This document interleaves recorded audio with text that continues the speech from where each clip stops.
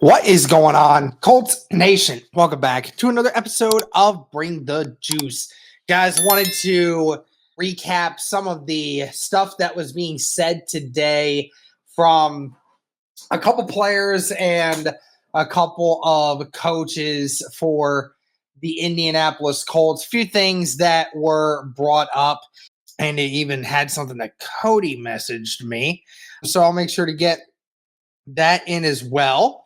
But first things first, couple things that have been happening. We got rumors spreading around about what Tyler Warren's jersey number is going to be, if anyone cares at all. It's rumored that he may be choosing number 84 for jersey number for himself. 44 really not an option right now, I don't think. So supposedly one of the other tight ends who was 84 changed his number recently, and people are starting to think that that could very well be what it is that they wanted him to do, right? So that's that. There is also a video out there of Jonathan Taylor squatting 550 pounds. If anyone wants to see that.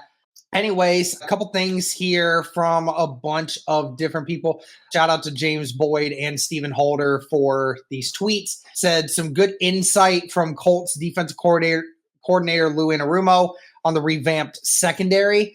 Says they plan to deploy some lesser used personnel groups like dime packages more often. Says it could be a staple.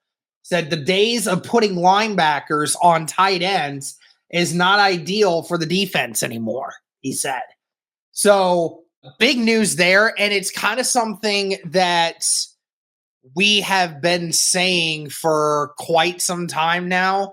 Yeah, we've been saying it for, a while since Lou Anarumo got hired, that there could very well be a difference in how the Colts run their defense, and in particular, the secondary, because of Lou Anarumo's willingness to adapt, having more people out there. So with more dime packages and having it more lesser used personnel groups, likely that means 6 defensive backs out there.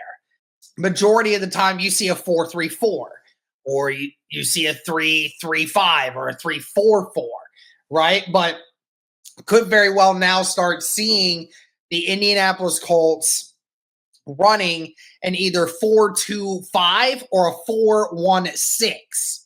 So again, lots of options there for the Colts, but it sure sounds like, and this is coming from, again, we see in today's world, you want linebackers that are going to be able to cover tight ends. And we certainly feel like Jalen Carlisle could do that. But Lou Anarumo is correct. It's not ideal for the defense anymore. It's not ideal to ask these linebackers, who are oftentimes a step behind when it comes to tight ends, to have to guard, to basically cover them all this time. And it's just much easier for another secondary player to be on top of a tight end. Sure, that tight end is going to have the size advantage, but if that particular player is much more agile and has better instincts and has better ability to cover ground, there's less chances for that tight end to be open in the middle of the field. So very big point there. Again, you will see a lot less this year, it sounds like, of Zaire Franklin and Jalen Carlisle in coverage. Sir, sounds like that. So take it for that as you wish.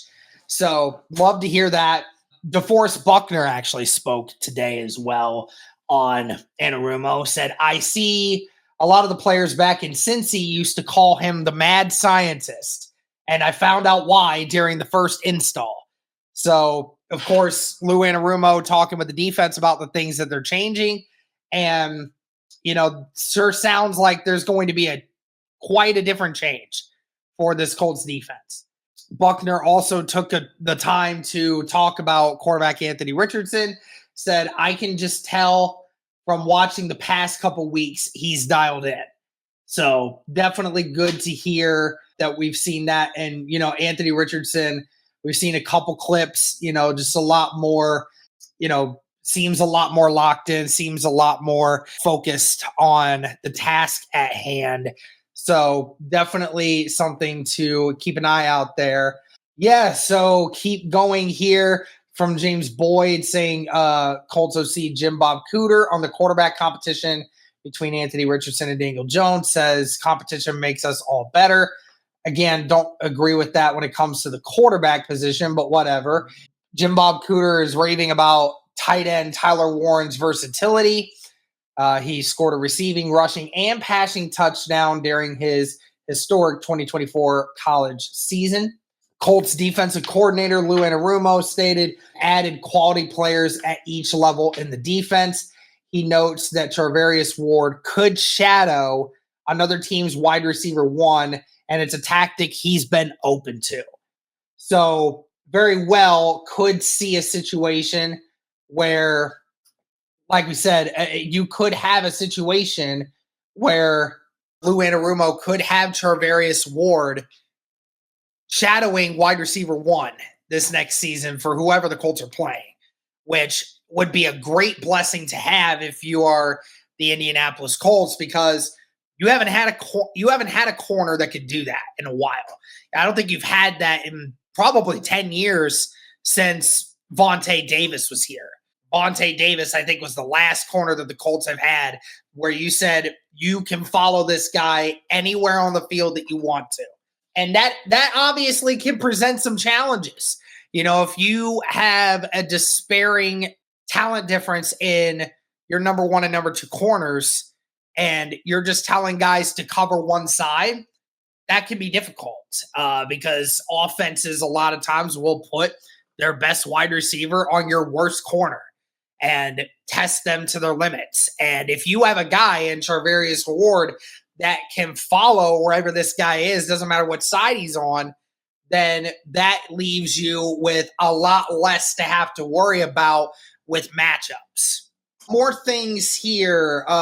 Colts wide receiver Alec Pierce says he'll let his agents take the lead as he enters a contract year.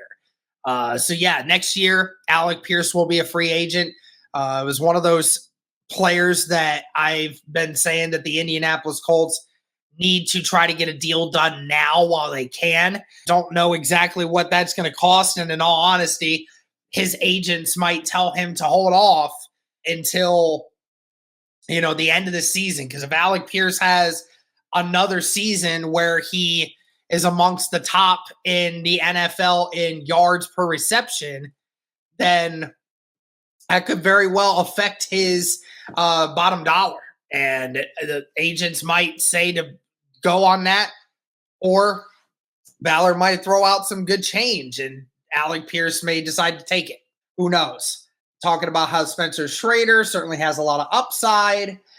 And they were talking about Samson Ebukam, says he'll be cleared by training camp. Somebody said that he had the ability to play last year if they would have made the playoffs, but they said there was never really a true discussion on whether or not he was actually going to play or not, but says he'll be ready to go for when this team goes in training camp, and that is obviously a important thing. So this is from Indy Stars, so shout out to Joel Erickson. Says DeForest Buckner wanted Colts to change how they handled the offseason. Here's what he said. Changing the way the team pursued free agents. Changing the way the rest of the defense prepared and played, coming on the heels of a season that left Buckner frustrated, prompting the veteran defensive tackle to call out his unit for issues of ego, chemistry, and accountability. The Colts have already fulfilled one of Buckner's desires. Indianapolis opened free agency by forking over big money to sign a former 49ers cornerback Charvarius Ward and former Viking safety Cameron Bynum, transforming a secondary that has often been unable to hold up its end of the bargain the past two seasons because of a lack of experience. Buckner says, I was excited. Mooney, Ward, and Bynum are both dynamic players, big playmakers, bring a lot of energy to the defense, and I think they're going to help us a lot moving forward. Buckner did not call for a change of defensive coordinator at the end of the season, but he's also excited about the team's decision to hire Lou Anarumo, whose scheme will make the Colts a lot more difficult to read. Keep offenses guessing, Buckner said. Not everything is always going to look the same. It is far too early to tell if Buckner is going to see the other changes he wants to see defensively. The Colts have only been back in the building for offseason workouts for a couple of weeks. And although Anarumo set the tone by telling his defense that he didn't care what they'd done in the past, Buckner has been around long enough to know that the real test will come in the regular season. Says it keeps everybody on their toes, making sure they are in the playbook, doing the right things on and off the field. It's encouraging as a competitor, as a player, when you've got that type of accountability coming from the coach. And now it's up to the players to relay the message among each other. So definitely you're seeing a different step in, again, DeForest Buckner would not be saying these things if he did not feel as if it was true, right? The last 2 years, DeForest Buckner has made himself increasingly known that he is extremely unhappy with how the Colts have done things. Players are not being held accountable. They're messing up, and coaches are not doing what is necessary to get them prepared. And that's why this team continues to fail, especially on defense. So you hear him saying it now that, you know, what the level of respect he has for Lou Anarumo means a lot, and it's a big piece of this. So definitely a cool thing to see there. But let me know what you guys think. If you guys heard anything else, please let me know. But that'll do it for this one. Thank you guys so much for tuning in. And as always, go Colts.